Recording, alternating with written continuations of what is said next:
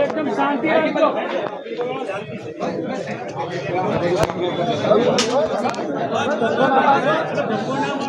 ખાલી અવાજ પાછળથી બીજા આવો જોઈએ ભાઈ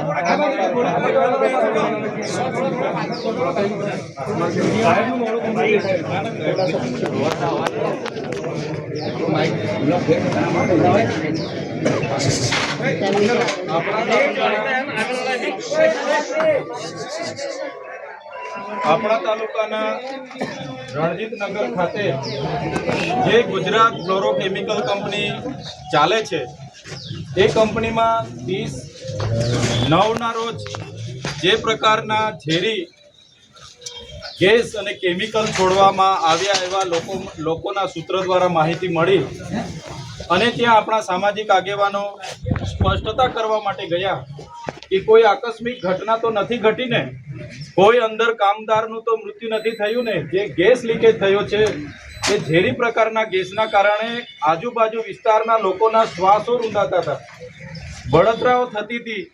એવા લોકોની રજૂઆતોને લઈને એ લોકો ત્યાં ગયા અને ગેટ પર રહીને એમણે માત્ર એટલું કીધું કે મેનેજમેન્ટ બહાર આવીને અમારી સાથે સ્પષ્ટતા કરે કે આવી કોઈ આકસ્મિક ઘટના તો નથી ઘટીને। જે પ્રકારે 2021માં પણ અહીંના ઝેરી ગેસ લીકેજ થવાથી કેટલાય કામદારોના મૃત્યુ થયા હતા અને આ કંપનીમાં ભૂતકાળમાં પણ એવી ઘણી ઘટનાઓ ઘટી છે। જ્યારે પણ કોઈ મરી જાય છે તો એને માત્ર 3 લાખ 3.5 લાખ રૂપિયા આપીને આ કંપની છૂટી જાય છે। ત્યારે એની ગંભીરતાને ધ્યાને લઈને આપણા સામાજિક આગેવાનો ત્યાં રજૂઆત કરવા માટે ગયા હતા। એ જ બાબતને લઈને કંપની મેનેજમેન્ટે યોગ્ય જવાબ નહીં આપ્યો અને એ બાબતોને લઈને ત્યાં થોડું ઘર્ષણ થયું એકબીજા સાથે। એ સમજાવટમાં કે કંઈ પણ ત્યાં ઉપસ્થિત થયું અને પોલીસે મેજિસ્ટ્રેટની પરવાનગીથી લાઠીચાર્જ કર્યો, એમાં ઘણા લોકોને ઈજાઓ થઈ છે, ઘણા રસ્તે ચાલનારા લોકો પર પણ લાઠીચાર્જ કરવામાં આવ્યો છે એવું સૂત્રોએ અમને કીધું। ત્યારે આ ઘોગંબા તાલુકામાં શાંતિ જળવાઈ રહે એવી શાંત તાલુકો હોવા છતાં આવી જ્યારે ઘટના ઘટે છે ત્યારે અમને પણ ઘણું દુઃખ થયું છે। ત્યારે આજે અમે એટલા માટે અહીંયા ઉપસ્થિત થયા છે કે આવી કોઈ પણ ઘટના આ વિસ્તારમાં નહીં ઘટે। સાથે સાથે જે કંપની આ વિસ્તારમાં છે, આ વિસ્તાર એ પેશા એક્ટ અંતર્ગત શેડ્યુલ 5 એરિયામાં આવનારો વિસ્તાર છે। ત્યારે અહીંયા કંપની જે તે વખતે આવી ગઈ તો એ કંપની પર એના યોગ્ય પુરાવાઓ છે કે કેમ ગુજરાત પોલ્યુશન કંટ્રોલ બોર્ડ સમયાંતરે એનું ઇન્સ્પેક્શન કરે છે કે કેમ, ગ્રીન ટ્રિબ્યુનલના સમયાંતરે લોકોને રિન્યુ કરવામાં આવે છે કે કેમ, એવા અનેક પ્રશ્નો છે। ત્યારે આ કંપનીને હમણાં બંધ કરવામાં આવે એવી પણ અમે માંગણી અહીંયા કરી છે, કેમ કે આ કંપની દ્વારા જે પણ ઝેરી કેમિકલ યુક્ત અહીંયા પ્રવાહી છોડવામાં આવે છે જેના કારણે અહીંની ખેતીની જમીનોમાં નુકસાન થઈ રહેલું છે, અહીંનું ભૂગર્ભ જળ પ્રદૂષિત થઈ રહેલું છે, આ વિસ્તારમાં જે પણ ઉપરના નદી નાળાના જળ છે પ્રદૂષિત થઈ રહેલા છે। ત્યારે આ જળ પ્રદૂષણ અને વાયુ પ્રદૂષણ ફેલાવતી આ કંપનીમાં તાત્કાલિક ધોરણે ઇન્સ્પેક્શનો કરાવવામાં આવે। સેફટી ઇન્સ્પેક્ટરો, જીપીસીબીના ઇન્સ્પેક્ટરો, ગ્રીન ટ્રિબ્યુનલના ઇન્સ્પેક્ટરો, તમામ લોકો અહીંયા તાત્કાલિક ધોરણે ઇન્સ્પેક્શનો કરીને આને બંધ કરાવવામાં આવે એવી મામલતદાર સાહેબને અમે રજૂઆત કરી છે। સાથે સાથે અમને અહીંયા આવ્યા પછી જાણવા મળ્યું કે કેટલા લોકો ત્યાં માત્ર જોવા માટે ગયા હતા, કેટલાક યુવાનો તો એવા છે કે જે ભણે છે, એમને ખબર પડી તો શું થયું છે, કેટલાક રસ્તે આવતા જતા ઊભા રહીને જોતા હતા, એવા લોકોના પણ નામ પોલીસ દ્વારા નાખી દેવામાં આવ્યા છે।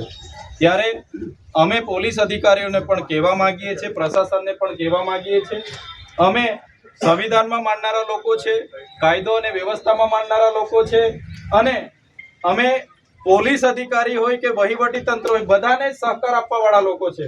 અમે ઘર્ષણમાં પડવા માંગતા નથી કે સંઘર્ષમાં પડવા માંગતા નથી। જે પ્રકારે પોલીસ અધિકારીઓ અમારા લોકોને રાતે એમના ઘરે જઈને જે પ્રકારે હોદે છે, જાણે અમે કોઈ નક્સલી પ્રવૃત્તિ અહીંયા કરી હોય, જાણે અમે સરકારી વિરોધી સરકારને તોડી પાડવાની પ્રવૃત્તિ કરી હોય, રાજદ્રોહ અમારા પર થયો હોય, એવી પોલીસ જ્યારે અમારા લોકોને હોદે છે, જે પણ દુઃખદ બાબત છે। તો પોલીસ અધિકારી મિત્રોને પણ મારે નમ્ર વિનંતી છે, જે રજૂઆત આમના વતી હું કરવા આવ્યો છું તો એ એમના આગેવાન વતી મારે તમને રજૂઆત છે કે જે પણ લોકો આમાં નિર્દોષ તમે 200 જણના નામો આપ્યા છે, કેટલાય લોકોની ગાડીઓ તમે લઈ લીધી છે, જે અમારા દ્રષ્ટિએ પ્રથમ દ્રષ્ટિએ ખરેખર એવા નિર્દોષ લોકો એમાં પણ સંડોવાઈ ગયા છે, જેમને આવનારી ભરતીઓની તૈયારીઓ પણ કરે છે. કેટલાક તો ત્યાં જોવા ગયા, કેટલાક રસ્તે હતા જતા જતા ઊભા રહી ગયા, તો એમના પણ વિડીયોમાં હતા એમ કરીને એમનું પણ આમાં નામ લઈ લીધું છે. ત્યારે એવી બાબતોમાં પણ પોલીસ અધિકારીઓ ધ્યાન આપે, કોઈ નિર્દોષ આ ઘટનામાં નિર્દોષ ફસાઈ નહીં જાય એ પણ ધ્યાન આપે. અમે તમને સહકાર જ આપીએ છીએ. અમારે ક્યાંય અહીંયા કાયદો વ્યવસ્થા ખોરવાય એવી કોઈ પ્રવૃત્તિ અમે કરવા પણ નથી માંગતા. આ તો આકસ્મિક ગેસ લીકેજ થયો અને ઝેરી ગેસ લીકેજ થવાથી આ વિસ્તારના લોકોની રજૂઆતને ગંભીરતા લઈને આગેવાનો ગયા અને જે પણ ઘટના ઘટી એ ન જ ઘટવી જોઈએ એવી બી અમે માનીએ છીએ. ત્યારે એ સહકારની અપેક્ષા પ્રશાસન પર પણ રાખીએ છીએ. કાલે ઉઠીને અમારા લોકો કહેશે કે ભાઈ અમને તો હજુ પણ ખૂબ હેરાન કરવામાં આવે છે, અમને મારવામાં આવે છે, અમને અમારા પરિવારને હેરાન કરવામાં આવે છે, હજુ અમને હોદે છે, દોડાવે છે, આ કરે છે. અમારે પછી ના છૂટકે સમગ્ર અંબાજીથી ઉમરગામ સુધીના લોકોને આહવાન કરવું પડશે અને હજારોની સંખ્યામાં બધા જ લોકોને, જે આ વિસ્તારના આગેવાનો ડૉક્ટર જયરામભાઈ, એમની પૂરી ટીમ, પ્રવીણભાઈ, જેટલા પણ લોકો સાથે આવું થયું છે એવા લોકોના સમર્થનમાં અમારે આવવું પડશે.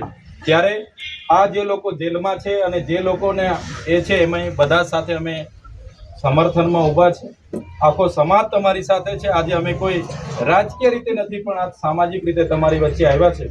ત્યારે આ રજૂઆત અમે મામલતદારશ્રીને કરી છે અને અમને દિન 15માં યોગ્ય એનો જવાબ મળે એની પણ અમે એમને આશા વ્યક્ત કરી છે. ત્યારે જો દિન 15 પછી યોગ્ય જવાબ નહીં મળશે તો ફરી આપણે ભેગા થવાનું થશે. ત્યારે અંબાજીથી ઉમરગામના તમામ આગેવાનોને અહીંયા બોલાવીશું અને એમના સમર્થનમાં કોઈ મોટો કાર્યક્રમ પણ કરવાનો થશે તો કરીશું.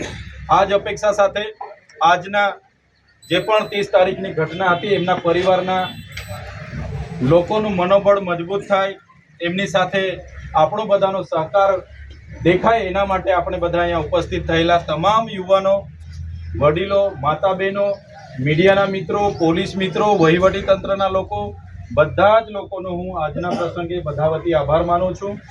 હવે પછીનો કાર્યક્રમ આપણો અહીંથી પૂર્ણ થાય છે ત્યારે કોઈ પણ જાતની એ કર્યા વગર આપણે આદિવાસી સમાજ એ શિસ્તમાં માનનારો સમાજ છે. ત્યારે આપણને ન્યાય પ્રણાલિકા ઉપર પણ પૂરો ભરોસો છે. જે પણ લોકો જેલમાં છે, દેશનું સંવિધાન, દેશના ન્યાય પ્રણાલિકાઓ એમની સાથે ન્યાય કરશે એ જ અપેક્ષા રાખીને આપણે બધાએ એમની રાહ જોઈશું અને આ કાર્યક્રમ પૂર્ણ થઈએ બધા પોતપોતાના ઘરે શાંતિથી પહોંચી જજો. આ જ વિનંતી સાથે મારી વાણીને વિરામ આપું છું. બધાનો ખૂબ ખૂબ આભાર, ધન્યવાદ.